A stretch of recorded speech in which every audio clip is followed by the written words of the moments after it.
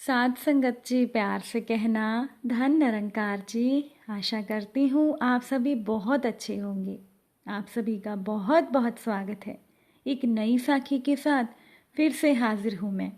साध संगत जी, किसी को गलत समझने से पहले एक बार उसके हालात समझने की कोशिश ज़रूर करनी चाहिए। और आज की साखी इसी विषय पर आधारित है। चलिए साखी सुनते हैं। साध संगत जी, बहुत पुरानी बात है। एक बादशाह की आदत थी कि वो भेष बदलकर लोगों की खैर खबर लिया करता था। एक दिन वो बादशाह अपने वजीर के साथ गुजरते हुए शहर के किनारे पर पहुंचा तो उन्होंने देखा कि एक आदमी गिरा पड़ा है। बादशाह ने उसको हिलाकर देखा तो वो मर चुका था। लोग उसके पास से गुजर रहे थे। बादशाह ने लोगों को आवाज़ दी, लेकिन कोई भी उस व्यक्ति के नज़दीक नहीं आया। साध संगत जी, अब क्योंकि बादशाह ने अपना भेष बदला हुआ था, इसलिए लोग बादशाह को पहचान नहीं पा रहे थे। बादशाह ने वहाँ से गुजर रहे लोगों से पूछा कि क्या बात है, इस व्यक्ति को किसी ने उठाया क्यों नहीं? तो लोगों ने कहा कि ये व्यक्ति बहुत बुरा है और गुनहगार इंसान है। बादशाह ने कहा कि क्या ये इंसान नहीं है? और उस आदमी की लाश उठाकर बादशाह ने उसके घर पर पहुंचा दी और उसकी पत्नी को लोगों के रवैये के बारे में बताया।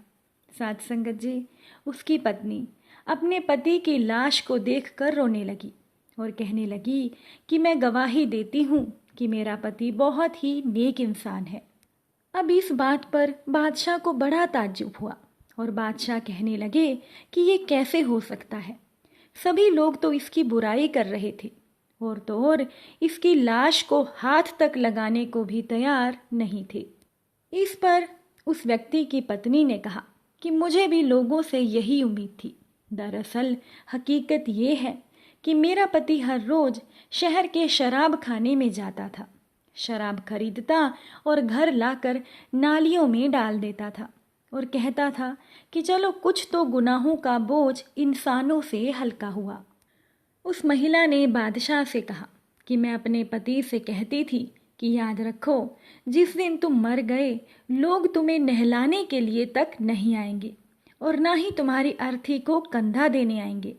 इस बात पर मेरे पति हंसते थे और मुझसे कहते थे कि घबराओ मत, देखना कि मेरी अर्थी वक्त का बादशाह और नेक लोग उठाएंगे।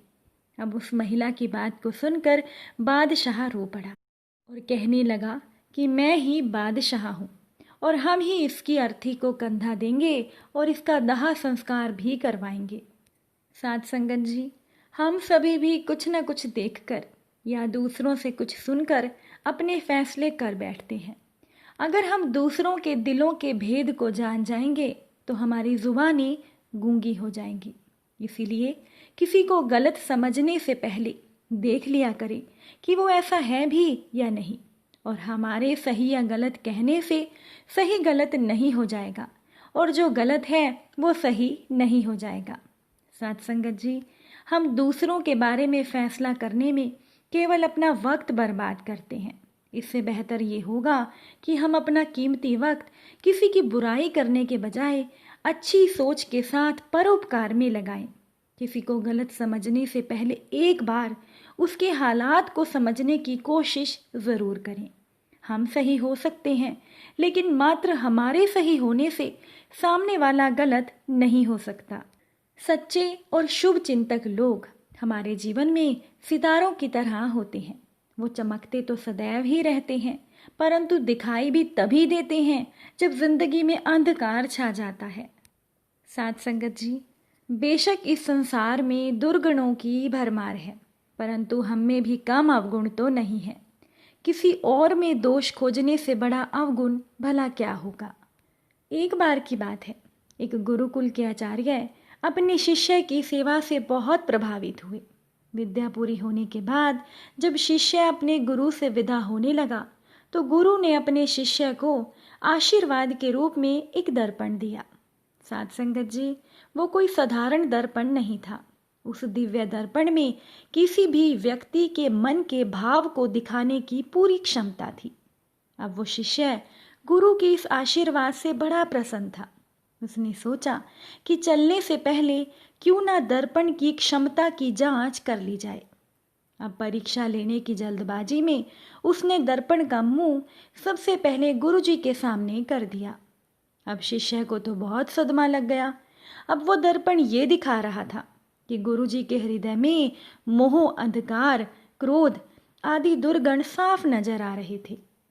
अब शिष्य ने सोचा कि मेरे आदर्श, मेरे गुरुजी इतने अवगुणों से भरे हैं।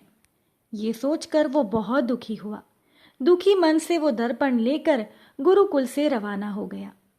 साथ संगत जी, वो रवाना तो हो गया, लेकिन रास्ते भर उसके मन में एक ही बात चलती रही कि जिन गुरुजी को समस्त दुर्गुणों से रहित मैं एक आदर्श पुरुष समझता था, लेकिन दर्पण ने तो कुछ और ही बता दिया। अब उसके हाथ में दूसरों को परखने का यंत्र आ गया था, इसीलिए उस शिष्य से जो भी मिलता वो उसकी परीक्षा ले लेता। उसने अपने कई इष्ट मित्रों और अपने परिचितों के सामने दर्पण रखकर उनकी परीक्षा ली। सभी के हृदय में कोई न कोई दुर्गुण अवश्य दिखाई दिया। जो भी अनुभव रहा सब दुखी करने वाला था। वो सोचता जा रहा था कि संसार में सब इतने बुरे क्यों हो गए हैं। सभी लोग दोहरी मानसिकता वाले लोग हैं। जो दिखते हैं दरअसल वो हैं ही नहीं। इन्हीं निराशा से भरे विचारों में डूबा दुखी मन से वो किसी तरह अपने घर पर पहुंच गया। उसे अपने माता पिता का ध्यान आया। उसके पिता की तो समाज में बड़ी प्रतिष्ठा थी और उसकी माता को तो लोग साक्षात देवी के समान मानते थे। तो उस शिष्य ने सोचा कि क्यों ना अपने माता पिता की परीक्षा ली जाए। उसने उस दर्पण से अपने माता पिता की परीक्षा भी ली। उनके हृदय में भी उसने कोई ना कोई दुर्गुण देख ही लिया। तो उस शिष्य ने सोचा कि ये भी दुर्गुणों से पूरी तरह से मुक्त नहीं है। ये सारा संसार मिथ्या पर चल रहा है। अब उस बालक के मन की बेचैनी सहन करने के बाहर हो चुकी थी। उसने दर्पण उठाया और चल दिया गुरुकुल की ओर।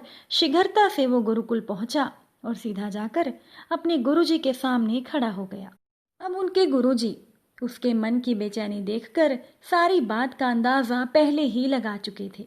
तब शिष्य ने गुरुजी से विनम्रता पूर्वक कहा कि गुरुदेव, मैंने आपके दिए दर्पण की मदद से देखा कि सबके दिलों में तरह तरह के दोष हैं। कोई भी दोष रहित सज्जन मुझे अब तक क्यों नहीं दिखाई दिया। क्षमा के साथ कहता हूँ कि स्वयं आप में और अपने माता पिता में भी मैंने दोषों का भंडार देखा। इससे मेरा मन बड़ा व्याकुल हो गया है। तब गुरुजी हंसे और उन्होंने दर्पण का रुख शिष्य की ओर कर दिया। अब ये देखकर शिष्य हैरान रह गया। उसके मन के प्रत्येक कोने में राग, द्वेष, अहंकार, क्रोध जैसे दुर्गुण भरे पड़े थे। ऐसा कोई कोना ही नहीं था जो साफ हो, जो निर्मल हो।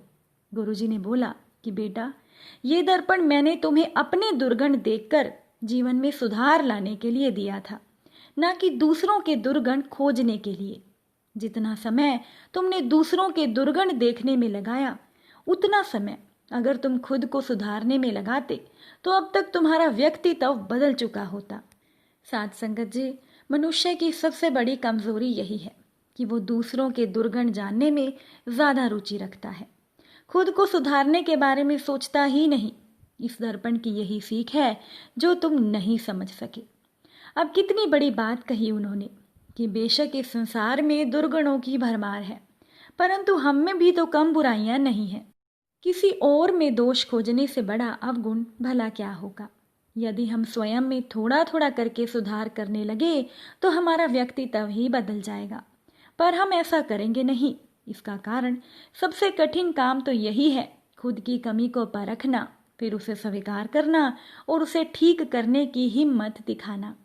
हम अपनी कमियों को ढकने के लिए कैसे कैसे बनावटी सहारे लेते हैं।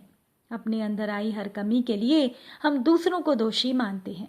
इसीलिए साथ संगत जी, हमें अपना समय दूसरों के दुर्गुणों को देखकर बर्बाद नहीं करना, बल्कि हमें अपना समय खुद को संवारने में लगाना है। उम्मीद करती हूँ कि साखी आपको अच्छी लगी होगी। अगर अच्छी लगी हो तो वीडियो को लाइक कीजिएगा और कमेंट में अपने विचार बताइएगा। साथ संगत जी, प्यार से कहना, धन निरंकार जी।